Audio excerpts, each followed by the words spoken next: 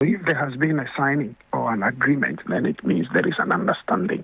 So that's okay and good for the country. Let's all hold our hands together and make the Ghana beautiful again. The elections are just 33 days away.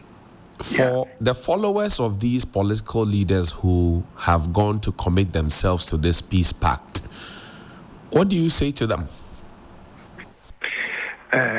First, I want to say thank you to all of them for loving Ghana more than their political colors. So thank you all for loving Ghana and taking a step to preserve the beautiful Ghana we have. And also to the citizenry, all I will say is that this is all we have. Ghana. Let's love Ghana, build Ghana, and live happily as a family. We are all Ghanaians before we come into our tribal colors. So it's a beautiful thing and a good news to hear. For the people of faith, the church people, there are those who are NDC, who are MPP, PPP, CPP, all of them put together. What will be your message to them? I don't think the colors or the political names came before us. We were before the colors came. And after the elections, we will come back again as one family. So may we remember who we were and who we will become after. So we wouldn't let what is just in the middle affect who we were and who we will become. Now, we're looking at the general populace and the security, for example. There are two legs. First, the general populace. What would you say to them? Cast your vote, go home, and wait for the results. If you have nothing to do at the voting center, that is one. And then the second one is that when the results are being collated or whatever, you can go stand very far and watch. When it is done, go home. You know what is interesting? I saw a video of the leaders in the house because right. you don't know what to say. Right. They were. I don't know if it was lunch or dinner, and they were looking so happy. Why will we also fight if the people we are fighting for are one? If they are friends, and if you care to know, they help each other. So we have to make sure that we hold the peace God has given us now, love Ghana, and pray to God to give us a peaceful and a beautiful election. That's it. You have worn a uniform before to your security people. What do you tell them? Yes. Love Ghana. If there wasn't a Ghana, there wouldn't have been a uniform to protect it. So let it be Ghana. Also, before I let you go, there's also the conversation about monetary inducement. And for those who would tilt towards those who give them Noko fuel, around the election period, what do you say to them? If Noko fuel in a genuine way to appreciate your good works, it's a different thing. But if it is a Noko fuel to kind of let you stop thinking right, if the Noko fuel is to stop you from thinking right, then I have one simple thing to say. If money buys conscience, stupidity will call the shots. Say that again, please. I won't repeat it. Oh, I beg you. Also, I beg you. What did you say? Because, what did I say? Because Helen is startled here. What I said is what you heard. I said, if money buys conscience, stupidity will call the shots. Jesus Christ. So sorry for waking you up and sorry for disturbing your morning. Have a good morning, sir. For you, my brother. God bless you. Thank you, sir. We're grateful. That's the Reverend Apostle Dr. Abraham Alote. Helen, did you hear that last one? Yes. Yeah, digesting it. When money calls the shots. Calls the shots. Yeah. Stupidity will... No, short is at the end. Okay. When money buys the conscience. Stupidity calls the shots. Okay. Okay, I've digested that one. In that time. Yeah, it makes sense. It does? Yeah, it does. Sense. It does make sense. Okay. Was President Akufo-Addo at the peace dialogue? He was not there. No. This is what your mama said. The transition of our elections must end. In respect to the pre-election peace accord, we will be making an official proposal to the National Peace Council to expand the signatories to the Peace Pact to include other important stakeholders in our elections. We believe that this will bind other important institutions to play their role for a peaceful election. It is our hope that this will make the pact a more binding commitment to peace and not just a ceremonial piece of paper without any meaning. We have lived in peace and coexisted as various religions in Ghana. This election has nothing to do with our religious persuasions. We're not looking for an imam to lead Friday congregational prayers. We're not looking for an apostle to lead Sunday church service. We're looking for the right expertise to lead our nation and make our nation better. And therefore, it is not a football penalty without a goalkeeper for.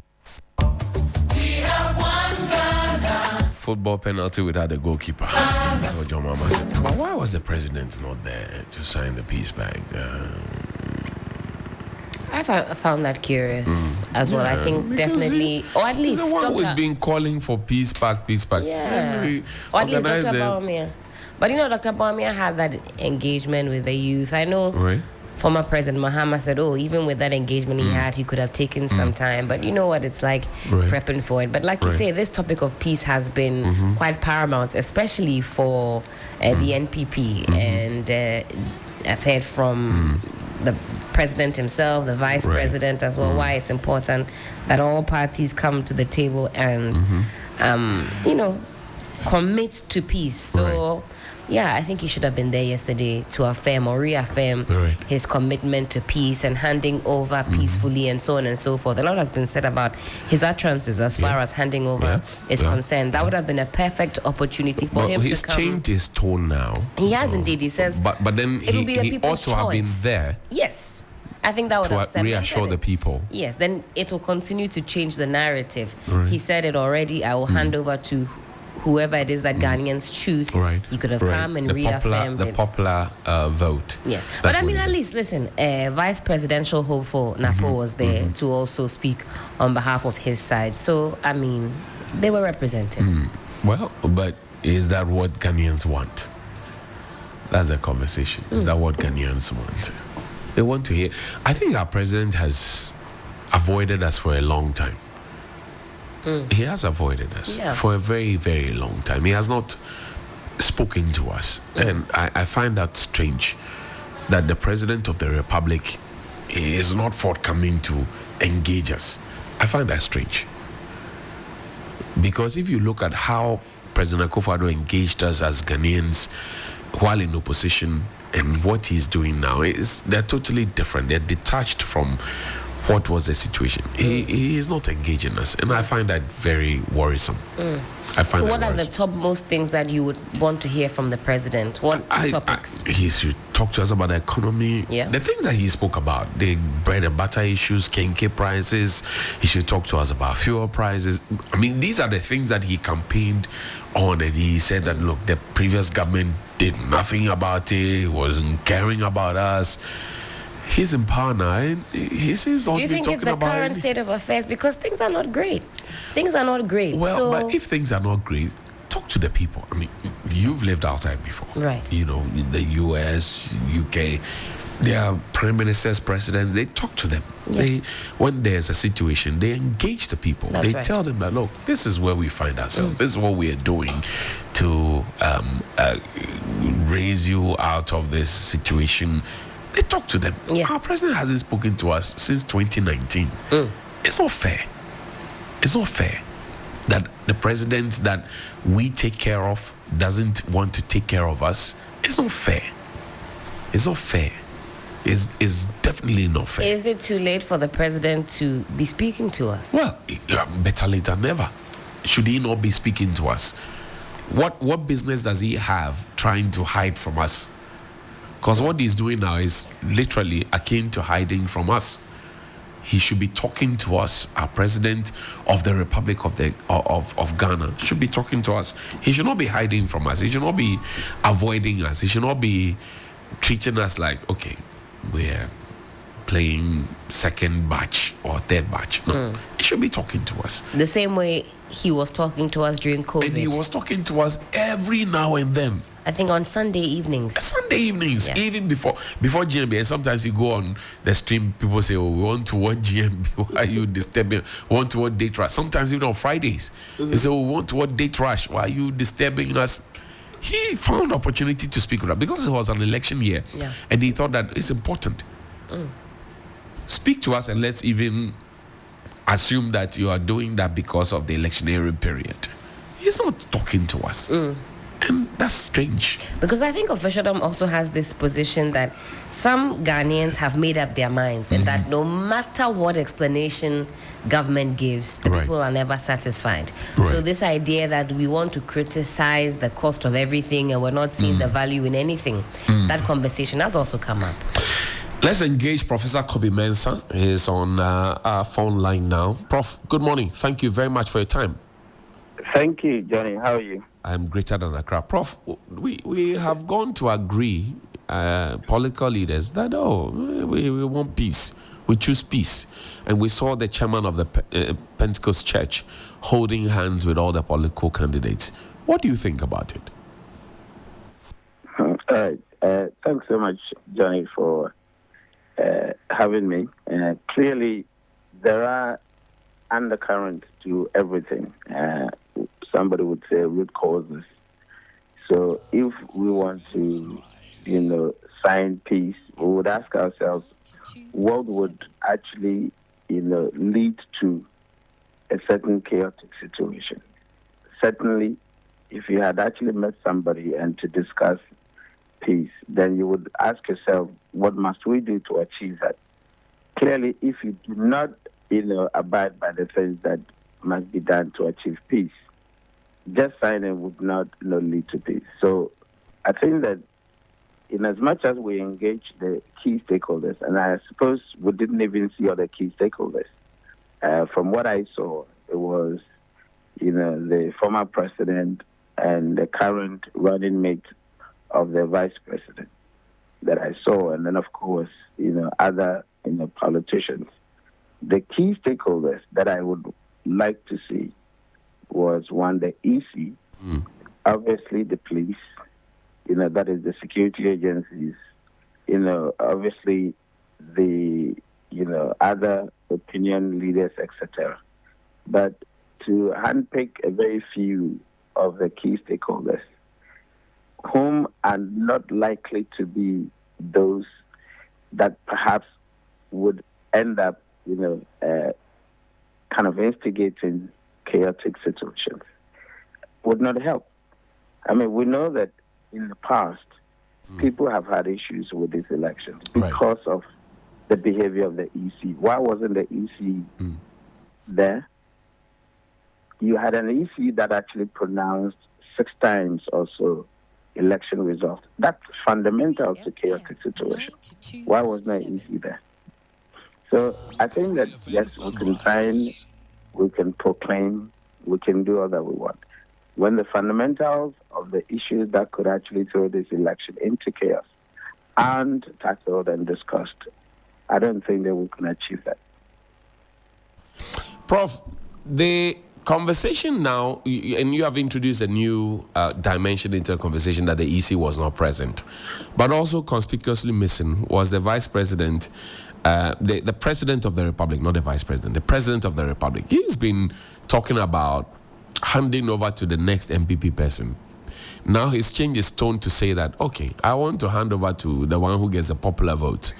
And he was not present at the signing of the Peace Pact, even though he had been very consistent calling for the Peace Pact to be signed. Were you surprised? I didn't think that I was surprised that I didn't see the president there. And neither the vice president's absence surprised me. Because clearly they have a certain motive, a certain agenda that they're pushing. They wouldn't be seen, doing something else.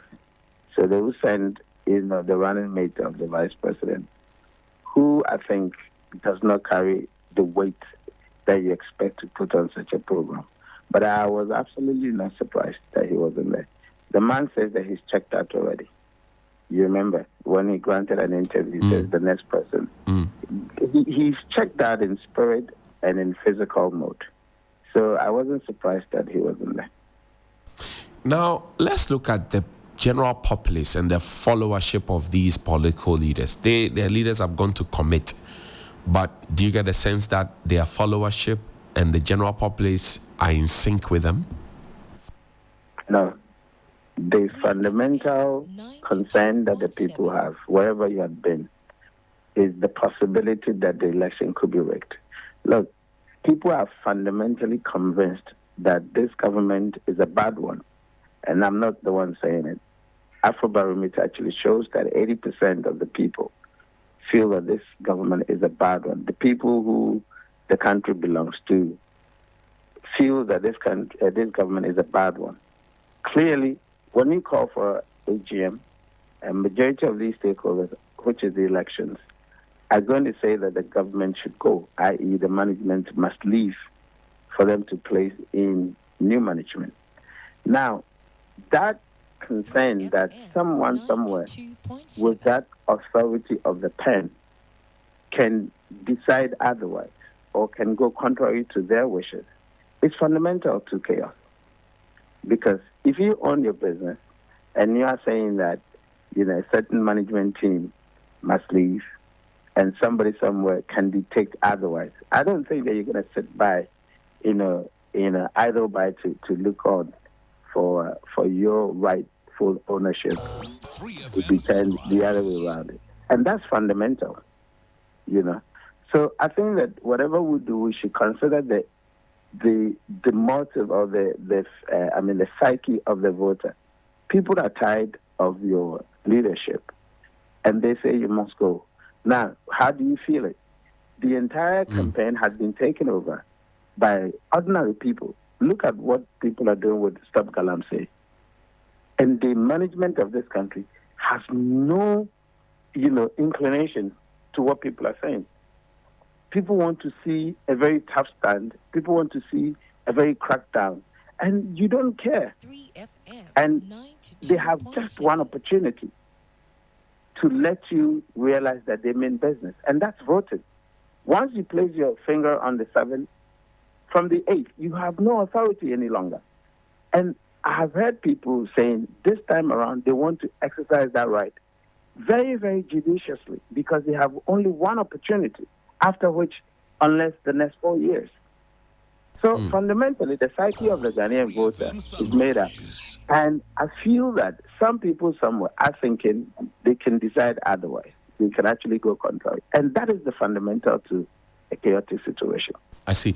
Now, in terms of the security, people are worried about the security being compromised. They think that party people have found themselves into the security institutions and they could be used to foment trouble or foist some force on the people. What do you say to that? It's a reality, isn't it? We saw that. I mean, we felt it in the past elections, 2020 elections, evidences, and leading to this election, there had been evidences of that. So it isn't like people are, anticipating, or people are actually, perceiving something that is not realistic. It's absolutely realistic because we have experienced it. We've seen, evidences of it. And so they have every reason to believe that our security, is compromised. Because, look, I have had a pause not to go some places because I feel that I could be in danger. Right. And I'm telling you practically because I've actually experienced things, And so if I extend that to the majority of the people, their fears are right. People are absolutely thinking that the security is compromised. Why? Because we have seen excess of party folks in places that aren't supposed to be. In fact, in almost every institution, even the right leadership, all right, are exhibiting certain traits that actually assures us that they do not even have our security at heart. You understand? And so, if even those rightful leadership are exhibiting traits of absolute bias, how would you be able to be confident about your own security? They've compromised everything, including illegal plus legal but illegal decisions. So it is very practical, it is very realistic that people don't feel confident. And now to the people who will be convinced to vote based on handouts that they get tied to apron strings of politicians, what do you say to them? Well, for me, I think that at some point in your life, you want to be part of history. You want to be part of good citizenship. There are people who don't care. I can understand that because ultimately what they want is that, they could, be the ones that could live. But mind you, your family is big. It is not about you and your wife and your kid. It's about so many other people that you call your family. You just want to take a very sensible decision, at least for once in your life, if you haven't been doing that. And for me, I keep telling myself that tomorrow when my son grows up and knows that the dad was a lecturer, he had a platform, he could articulate issues and things, what was the key role that I played in making sure that we have a better society? It's not about me having money in my pocket. No.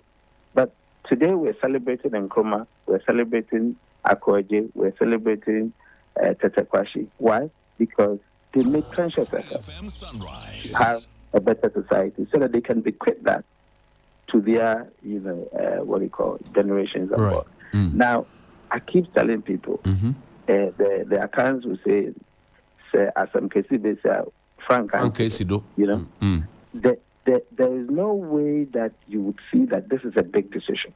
You won't see it. And I keep telling people, when we said that the British had a stronger hold of our freedom, you didn't see it in town that they were putting guns on people's neck. No, that's not what it was. People had freedom to do almost everything, only that we couldn't choose we couldn't determine our future. And so people could go to school, they could go to church, they could go to all those daily things that they could do.